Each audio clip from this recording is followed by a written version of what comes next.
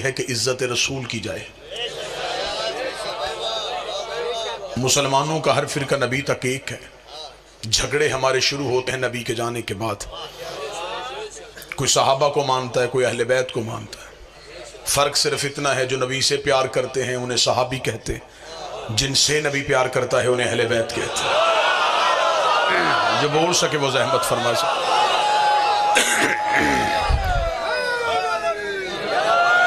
جو رسول کو اٹھاتے رہے انہیں صحابی کہتے ہیں، اور جنہیں خود پیغمبر اٹھاتے رہے انہیں اہل بیت کہتے ہیں۔ جھگڑے ہیں نبی کے بعد، نبی تک ہم سارے ایک ہیں۔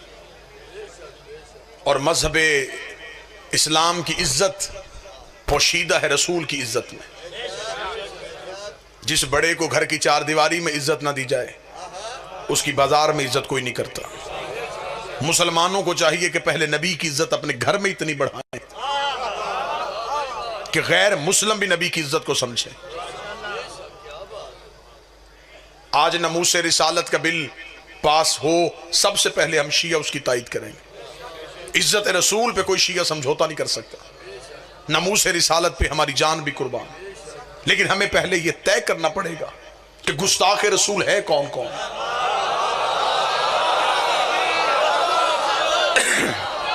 آپ کے پاس گستاخ رسول کا معیار کیا ہے؟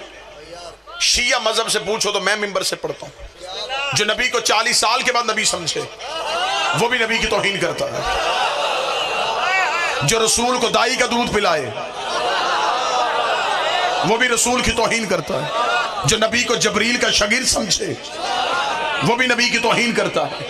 ہر گستاخ رسول کو سزا ہونی چاہیے، چاہے وہ گھر کا ہو چاہے وہ باہر کا ہو۔ عزت رسالت پہ کوئی سمجھوتا نہیں۔ ہمارے عقیدے کے مطابق نبی پہلے دن سے نبی تھے، 40 سال تک چپ رہے۔ اگر کہتے میں نبی ہوں تو نبوت کا گواہ لاتے کہاں سے؟ جو قریب بیٹھو یہ زحمت فرما۔ اگر کہتے میں رسول ہوں تو رسالت کا گواہ کہاں سے لاتے؟ کیونکہ رسول نے آ کے یہ نہیں کہا کہ میں مکے میں آ کے نبی بنا ہوں۔ رسول کا اعلان ہے کنت نبیا آدم بین الماء والطین، میں اس وقت بھی نبی تھا جب آدم مٹی اور پانی کے درمیان تھا۔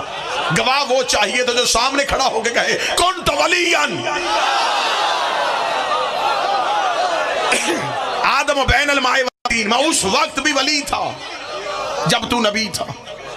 40 سال تک چپ رہے صرف گواہی کی وجہ سے کہ علی آئے اور میری رسالت کی گواہی دے۔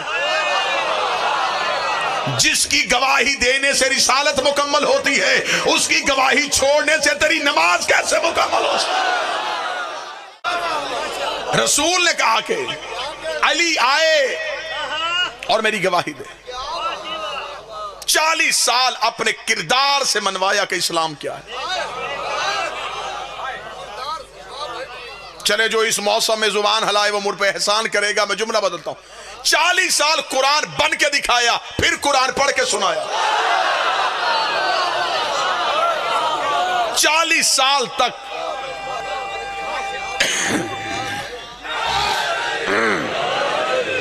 اپنے کردار سے اسلام کو منوایا کہ عرب کے وہ جاہل جو باپ کو باپ نہیں کہتے تھے،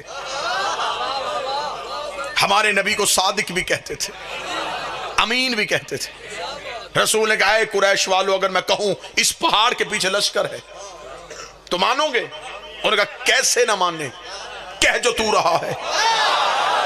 رسول نے کہا اگر جاؤ تو لشکر نہ ملے پھر تمہارا عقیدہ میرے بارے میں کیا ہے؟ انہوں نے کہا عبداللہ کا بیٹا ہم تیرا کلمہ نہیں پڑھتے، لیکن اگر پہاڑ کے پیچھے لشکر نہ ہوا تو ہمارا عقیدہ یہ ہوگا ہماری آنکھیں اندھی ہو گئی، تو سچا ہے۔ شیعہ مذہب میں اگر عقیدہ رسالت سننا ہو تو ہم نبی کو 40 سال کے بعد نبی نہیں سمجھتے، ہم نبی کو پہلے دن سے نبی سمجھتے۔ یہ کوئی احترام رسالت نہیں ہے۔ نبی 40 سال کے بعد نبی بنے، بکریاں چرایا کرتے تھے، دائی دودھ پلا کے چلی گئی تھی۔ دائی نے دودھ کیوں پلایا؟ وہ کہتے اس لیے کہ امیروں کے بچے امیروں کی دائیاں لے گئی تھی۔ درود سارے حضرات مل کے بلند آواز سے پڑھیے گا۔ بسم اللہ صلی اللہ۔ امیروں کے بچے امیروں کی دائیاں لے گئے، غریبوں کے بچے غریبوں کے دائیاں لے گئے۔ اس لیے ہمارے رسول کو دائی کوئی نہ ملے، بکریاں چرایا کرتے تھے، چچا نے تربیت کی تھی۔ آج کے دور میں رشتہ ڈھونڈنے سے پہلے والدین پوچھتے ہیں بچہ کرتا کیا ہے۔ ہر شریف خاندان کا سوال ہے، اور جواب دینے والا کہے کہ کچھ بھی نہیں کرتا، گھر بھی اپنا کوئی نہیں، ڈیرا بھی کوئی نہیں، ایک چاچا ہے اس کے گھر میں رہتا ہے، تو کیا شریف خاندان اس بچے کو رشتہ دے دے گا؟ اب مجھے نہیں پتا کہاں کہاں سے مجمع آیا ہے، میں سطر کہہ کے چہروں سے اندازہ کروں گا کہ کہاں کہاں بات سمجھی گئی اور کہاں کہاں ابھی تک سوچ میں گم ہے کہ یہ کیا کہا گیا ہے۔ مجھے ممبر حسین کی عزت کی قسم ہے، اگر تم نے تاریخ میں یہی لکھ دیا تھا کہ نبی بکریاں چرایا کرتے تھے اور نبی کو دائی لے کے چلی گئی تھی اور نبی غریب تھے، نبی کے گھر نہ سونا اور چاندی تھی، نبی کو چچا نے پالا تھا، اگر تیرے نبی کی یہی حالت تو نے کتابوں میں لکھی ہے تو مجھے بتائی عرب کے بڑے بڑے سردار گھر آ کے بیٹیوں کے رشتے کیوں دیتے رہے؟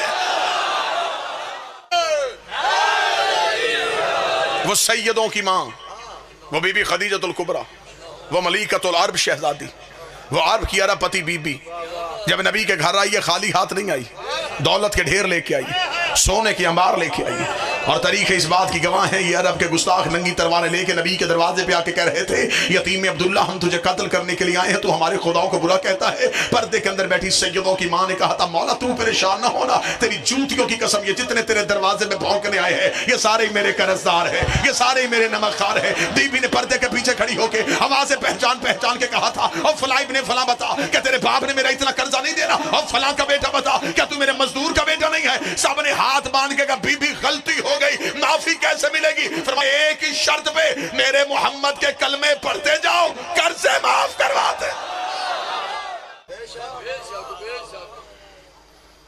پھر خدا نے حکم دیا میرا حبیب ان کو دعوت ایمان دو۔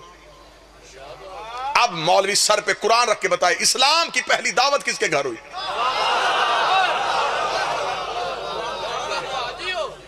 آج تک کبھی مجلس مندر میں ہوتے ہوئے دیکھی؟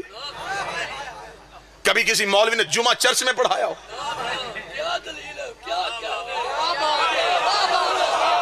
بادشاہ حسین عزت عطا فرمائے۔ اسلام کی پہلی دعوت کس کے گھر ہوئی؟ ابو طالب کے گھر۔ لنگر پکانے والا کون تھا؟ علی کا باپ۔ 3 دن مسلسل دسترخوان بچھانے والا کون تھا؟ عرب کے بڑے بڑے سردار کس کے گھر سے آ کے کھاتے رہے؟ اسلام کی پہلی دعوت ابو طالب۔ لنگر پکانے والا بابا جی علی کا باپ، انتظام کرنے والا، چھوٹا موٹا دسترخوان بچھایا تھا۔ جہاں مکے کے سردار آنے ہوں، اونٹ ذبح کیے گئے، سارے بات سننے کے لالچ میں نہیں آئے تھے،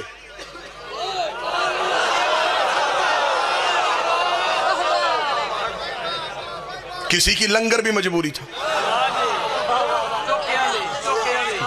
عرب میں اتنا اچھا کھانا انہی کے دسترخوان سے ملتا، لوگوں کا رش دسترخوان بچھا ہے۔ پہلے دن مجلس نہیں ہوئی، صرف لنگر۔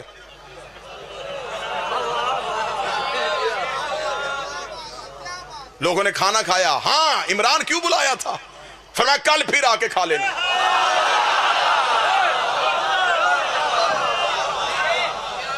اگلے دن گئے، پھر ویسا ہی دسترخوان۔ کیا کروانا چاہتا ہے؟ ابو طالب چاہتے تھے کہ نمک رگوں میں بس جائے، نمک حرامی کرتے ہوئے تھوڑا سوچے تو صحیح۔ 2 دن صرف لنگر، مجلس کوئی نہیں۔ دوسرے دن بھی اچھا خاصا کھا کے چلے گئے۔ عرب کے لوگ چکھتے نہیں تھے، اڑاتے تھے۔ ان کی خوراک پڑھی جائے تو عقلیں حیران ہو جائیں۔ ایک ایک اونٹ ایک ایک بندے کی خوراک تھی، اور جی بھر کے کھا رہے تھے۔ تیسرے دن رسالت مآب نے حضرت ابو طالب کے پاس آ کے کہا چچا اتنی محنت کا فائدہ؟ بات تو سن کوئی نہیں رہا۔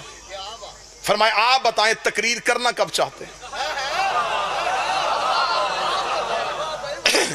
رسالت امام نے تیسرے دن کہا میں چاہتا ہوں کہ آج تقریر ہو. اسے کہتے ہیں ابو طالب. مسکرا کے علی کے باپ نے کہا پھر آج کوئی نہیں جائے گا.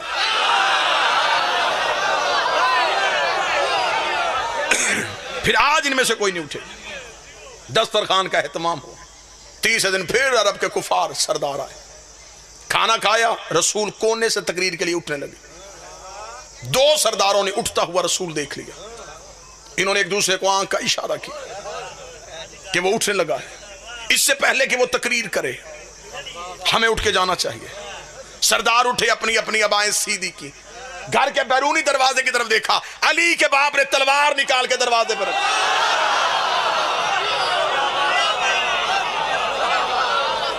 میں مکہ کا ماحول پڑھ رہا ہوں. تلوار نکالی. تلوار کی نوک اپنے گھر کے بیرونی دروازے پر رکھی. کفار نے دیکھا.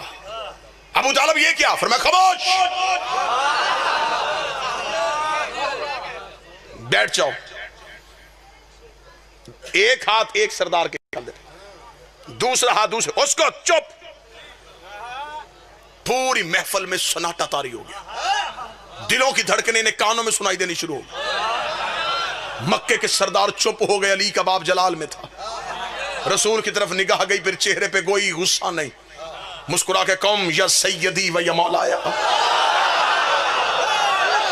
اور سیدی مرشدی کہنے والوں, آؤ تمہیں بتاؤں سب سے پہلے سیدی کا لفظ کس نے کہا تھا؟ فرمایا قوم یا سیدی و یا مولایا. اٹھو میرا سید, اٹھو میرا مولا. فتکلم مما تحبون, اور کہہ دے وہ جو تو چاہتا ہے. وبلغ رسالتہ من ربک, اور پہنچا وہ رسالت جو تیرے رب نے تجھ پہ نازل کیا ہے. ابو طالب کا جملہ کہنا تھا خدائی جھوم گئی. خدا نے کہا ابو طالب تو نے تو پہلے بھی بڑے احسان کیے تھے, ایک احسان تو نے اور کر دیا ہے. تو نے 40 کافروں میں میرے محمد کو مولا کہا ہے. میں 1.25 لاکھ حاجیوں میں تیرے علی کو مولا کہا.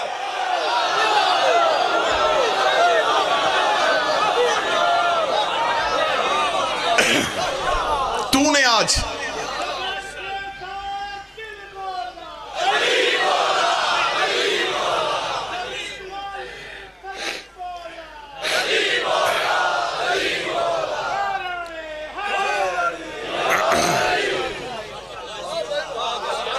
بلغ. حضرت ابو طالب نے لفظ استعمال کیا بلغ. خدا نے کہا یہی لفظ میں واپس دہراؤں گا. تو نے آج کہا بلغ رسالتوں, پہنچا وہ رسالت. یہی لفظ میں محمد کو واپس دوں گا. یا ایھا رسول بلغ ما انزل علیک. یہ لفظ بلغ پہلی بار ابو طالب کی زبان سے نکلا. 40 کافر خاموش ہو کے بیٹھ گئے. اب رسول تقریر کے لیے اٹھے. ابھی کوئی مسلمان نہیں ہے. یہ جو میں وقت پڑھ رہا ہوں یہ سوچ کے سنیے گا, ابھی کسی کا باپ بھی مسلمان نہیں. ابھی سارے کافر, اسلام کی پہلی تقریر, ابھی سارے کافر بیٹھے. تقریر ہوگی, پھر یہ نبی سے متاثر ہوں گے, پھر یہ نبی کے قریب آئیں گے, پھر یہ نبی کی بات کو تسلیم کریں گے, پھر یہ مسلمان بنیں گے, پھر یہ نبی کی صحبت میں بیٹھیں گے, پھر یہ صحابی بنیں گے, پھر یہ رضی اللہ ہوں گے. اتنا ٹائم تھا بھی کافر کو رضی اللہ ہونے میں. سارے کا سارا کفار کا ماحول. رسول تقریر کرے ایھا الناس قولوا لا الہ الا اللہ. او انسانوں کہو اللہ ایک ہے. یہ کہہ کے رسول چپ ہوئے. سرداروں کی چاروں طرف دیکھا, نگاہوں میں نگاہیں ڈالی, سب کی جھکی نظریں اٹھ گئی. کیا کہا تو نے؟ فرمایا لا الہ الا اللہ, اللہ صرف ایک ہے. سرداروں نے ایک دوسرے کا چہرہ دیکھا. ہر ایک کے چہرے پہ تنزیہ مسکراہٹ آئی. کہہ کے آہستہ آہستہ اونچا ہونے شروع ہوئے. واہ, یہ کہہ رہا ہے اللہ ایک ہے. ایک سردار نے اٹھ کے اپنی دستار کو سیدھا کر کے کہا یہ کون کہتا ہے کہ اللہ ایک ہے؟ فرمایا انا محمد عبدہ و رسول. اس لیے کہ میں محمد اس کا عبد اور اس کا رسول ہوں. اتنا کہنا تھا کفار کہنے لگے اچھا تو عبداللہ کا بیٹا نبی بن گیا, تو نبی ہے؟ یہ کون بتائے گا کہ تو نبی ہے؟ یا پیچھے سے 13 سال کا علی پنجوں پہ کھڑا ہوا، آواز آئی اشہد ان لا الہ الا اللہ، میں گواہی دیتا ہوں وہ ایک ہے، پھر یہ بھی گواہی میں دیتا ہوں یہ اس کا رسول ہے۔ کفار نے پیچھے مڑ کے دیکھا تو پیچھے علی کھڑے تھے، آگے دیکھے تو آگے مصطفیٰ کھڑے تھے۔ اگلی سطر بھی خوبصورت ہے، اگر یہ پنجاب کا مجمع سمجھ لے۔ ابو طالب کے دونوں بیٹوں نے پورے کفر کو گھیرے میں لے لیا،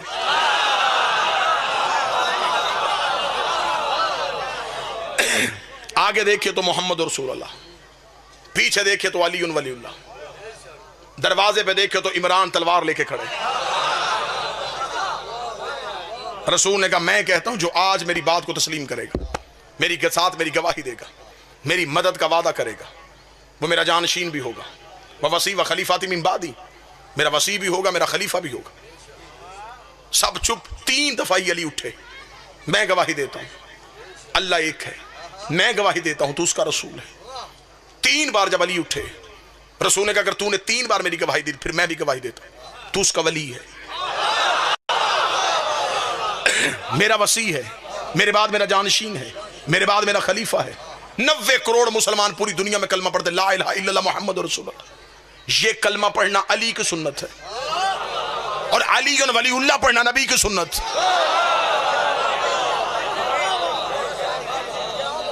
ایک موڑ یہ پہلا اسلام کا جس میں سب سے پہلے ابو طالب کے بیٹے نے اٹھ کے کھڑے ہو کے گواہی دی، یہ پہلی گواہی تھی جو اسلام میں دی گئی۔ اسی گواہی کی لاج رکھتے رکھتے بیٹے کربلا میں آ گئے اور بیٹیاں شام کے بازار میں آ گئے۔ یقیناً طویل پڑتا اگر 2 قابل احترام شخصیات میرے پیچھے نہ ہوتے، یہیں پہ گفتگو ختم کرتا ہوں۔ بیٹوں کی گواہی آسان تھی، بیٹیوں کی گواہی مشکل ہو گئی۔ علماء مقاتل اس بات میں متفق ہے، کربلا میں سب سے زیادہ عباس کو مارا گیا، شام میں سب سے زیادہ علی کی بیٹی کو مارا گیا۔ رات کے اس پہر میں تمہارا بیٹھ جانا ہی عبادت ہے، پھر ہائے کہو گے تو اجر میں اضافہ ہی ہے۔ میں مسافر جا کر دعا کر سکتا ہوں، جسے کربلا میں مارا اس کے ہاتھ کاٹ کے مارا، جسے شام میں مارا اس کے ہاتھ باندھ کے مارا۔ کوئی سید بیٹھا ہو تو ہائے کی آواز ضرور دے، جسے کربلا میں مارا اسے صرف چند گھنٹے مارا، جسے شام میں مارا گیا بابا جی اسے مسلسل مارا گیا۔ وہ مدینے سے چلی تو بطول تھی، وہ مکے میں آئی تو جانشین رسول بن گئی، وہ کربلا میں 8 دن حسن بنی رہی، وہ شام غریبہ کی کرات عباس بنی، وہ 11 محرم کو پھر علی بن گئی، وہ کربلا سے کوفہ گئی، کوفہ سے شام آئی، 72 بازاروں سے گزاری گئی، 144 گلیوں میں روکی گئی، 288 موڑوں پہ ماری گئی، کئی بار شرابی کے دربار میں بلائی گئی، 1 سال بغیر چھت والے زندان میں بٹھائی گئی، شام سے رہا ہو کے پھر مدینے گئی، مدینے سے قید ہو کے پھر شام آئی، 6666 میل ننگے پاؤں ننگے سر سفر کر کے 15 رجب کو شام کی پہاڑی پہ آ کے رو کے کہتی ہے میرے اللہ اب زینب اٹھا کے گئی، میرے اللہ تیرا دین بچ گیا، مجھے ماں کہنے والا کوئی نہ بچا۔ بس جب یہ پلٹ کے واپس آئی ہے، مردوں میں روزانہ مجلس، ذاکر حسین کا بیٹا سجاد، مدینے میں مستورات میں روزانہ مجلس، ذاکر شبیر کی بہن عالیہ، سیدوں کے گھر میں مدینے واپس آتے ہوئے روزانہ مجلس کون پڑھتا تھا؟ حسین کا بیٹا۔ آج ہم کتابوں سے پڑھ کے آپ کو سناتے اور آپ اتنا روتے ہیں، جہاں موقع کا گواہ بابے کی شہادت پڑھتا ہوگا۔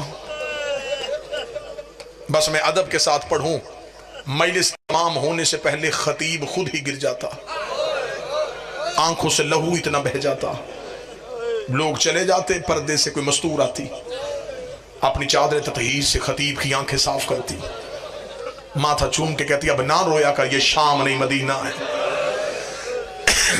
एक दिन मर्दों में मजलिस हो रही थी, मजलिस तमाम हुई, सारे ही लोग उठ के चले गए, एक शख्सियत मजलिस में बैठी रही। मौला सज्जाद ने अपनी आंखों का लहू साफ करके पहचाना, पहचान के मौला सज्जाद की आवाज़, चचा अब्दुल्ला, जिसने हाय कहा अली की बेटी तेरा हाय कहना कबूल करे। ये कौन थे? अब्दुल्ला इब्न जाफर थे यार, आलिया के शौहर। मौला सज्जाद की आवाज़, चचा अब्दुल्ला। आवाज़, जी मौला। ये है इस घर में हुज्जत का एहतराम, रिश्ते में भतीजा है, लेकिन फिर भी मौला मेरा सलाम। मौला सज्जाद की आवाज़, चचा अब्दुल्ला आपके चेहरे पे कुछ सवाल है। अब्दुल्ला सर झुका के कहते जो चेहरा पढ़ सकता है वो सवाल जानता भी है। मौला सज्जाद रो कहते ना चचा अब्दुल्ला मुझे बोल के बता, मुझे शाम ने बड़े हौसले सिखा दिए। अब्दुल्ला की आंखों के आंसू जनाब अब्दुल्ला की दाढ़ी पे आए, रो के कहने 3 दिन हो गए मुझे मुसलसल आपके घर आते, सवाल करने को जी चाहता है लेकिन दिल घबराता है। मौला सज्जाद रो के नहीं चचा अब्दुल्ला सवाल कर। सवाल पढ़ूंगा, हाय की आवाज मजमे में आनी चाहिए। जब मौला सज्जाद ने कहा चचा अब्दुल्ला सवाल कीजिए, अब्दुल्ला रो के कहते अगर आप इजाजत दें तो आली अपने घर वापस चली जाए।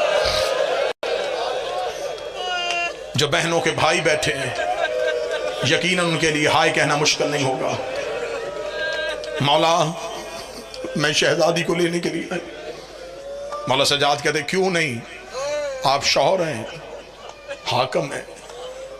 ये कह के सज्जाद उठे, सेहन में गए। मस्तूरात में पढ़ रही थी अली की बेटी अकबर का घोड़े से उतरना। सज्जाद सतून के साथ चुप करके खड़े हो गए। अली की बेटी ने सज्जाद को खड़े देखा। सज्जाद ने अब्दुल्ला के चेहरे का सवाल पढ़ा था, आलिया ने सज्जाद का चेहरा पढ़ा। बीबी ने चादर उठाई, सर पे रखी, सज्जाद के करीब से गुजरते हुए रो कहती तू ना रो, मैं चली जाती हूँ। सज्जाद मुझे खबर है तुझसे कहा नहीं जाएगा। सज्जाद तो मुझे कह नहीं सकता। सज्जाद ने माँ के गले में बाहें डाली, रो के कहा मुझे बता तेरे बाद मेरा बचा कौन है? मेरा अकबर भी तू है, मेरा हुसैन भी तू है, मेरा गाजी भी तू है। 2 लफ्ज और पढ़ो। अली की बेटी ने सर पे चादर इज्जत। जो बहनों के भाई बैठे हो, गरीब से गरीब मजदूर की बहन भी हो ना, और वो अकेली भाई को मिलने के लिए आ जाए, वापसी भाई अकेले नहीं जाने देते। वो कहता मैं छोड़ के आऊंगा। उस घर से अकेली आ गई, उन्हें क्या पता, लेकिन हमारे तो घर की बेटी है ना, हम अकेली कैसे छोड़ दें? मैं तुझे छोड़ के आता हूं। कोई सैयद हो गैर सैयद हो, हाय की आवाज जरूर आनी चाहिए। 40 बंद दरवाजों के दरमियान खड़ी हो गई अली की बेटी, एक एक दरवाजे को देख के रोती हुई जमीन में बैठ गई। रो कदी खुदा तुझमें लानत करे हिंदा का बेटा, तूने मेरी भरी हवेली बर्बाद कर दी। पहले मैं अपने घर से जाती थी, उस दरवाजे से हुसैन आता था, उस दरवाजे से अब्बास आता था, उस दरवाजे से अकबर आता था, उस दरवाजे से कासम आता था। आज मैं अपने घर जा रही हूँ, आज मुझे छोड़ के आने वाला कोई नहीं है। या 2 हाथ आलिया के कदमों पे आए, आवाज आई अगर इजाजत दे तो आज फिजा मां बन के छोड़ा है। बीबी शाम के बाजारों में मैं साथ रही, जनाब फिजा ने बीबी का बाजू थामा। मुद्दत के बाद अली की बेटी अपने दरवाजे पे आई। इस जुमले के लिए मैं जोर ना भी लगाऊं तो दिल दो दर्द महसूस होगा। मुद्दत के बाद अली की बेटी अपने दरवाजे पे आई। दरवाजे पे आना था, आलिया दरवाजे पे गिर गई। फिजा करीब बैठ के कहती है हुसैन याद आया? तो रो के कहती नहीं भूलती उसकी 13 ज़रबे। बीबी अकबर याद आया? फरमाया नहीं भूलती उसके सीने पे बरसी। फरमाया बीबी अब दरवाजे पे क्यों गिर गई है? बीबी रो कदी फिजा तू तो मेरी गवाह है, करबला से लेके शाम, शाम से लेके मदीना, या मैं हुसैन को रोई, या मैं अकबर को रोई, या हुसैन को रोई, या अकबर को रोई। आज मुद्दत के बाद अपने दरवाजे पे आई हो, मुझे मेरा औन याद आ गया, मुझे मेरा मोहम्मद याद आ गया, मेरा सहन खाली हो गया, मेरी नस्ल करबला में खत्म हो गई। इतना कहना था। अब्दुल्ला इब्न जाफर तैयार तड़प के आए, बीबी का हाथ अंगना बीबी تھی، نہ اون کو رونا نہ محمد کو رونا، اون بھی اکبر کا صدقہ، محمد بھی اکبر کا صدقہ۔ جناب عبداللہ نے بی بی کا ہاتھ تھاما اٹھانے کے لیے، عبداللہ نے تڑپ کے ہاتھ کو پیچھے کیا، عبداللہ کے ہاتھ میں لہو کی لکیریں تھی، رو کر گا تجھے تیری ماں کے پہلو کا واسطہ، مجھے بتا تیری کلائیاں زخمی کیوں ہے؟ آواز آئی عبداللہ میں تجھ سے کلائیاں چھپا رہی تھی، کربلا میں جب حسین گھوڑے سے گر گیا میرے ہاتھوں میں رسیاں، کبھی اس بازار کبھی اس بازار، میں رو رو کے کہتی رہی پتھر نہ مارو، میں علی کی بیٹی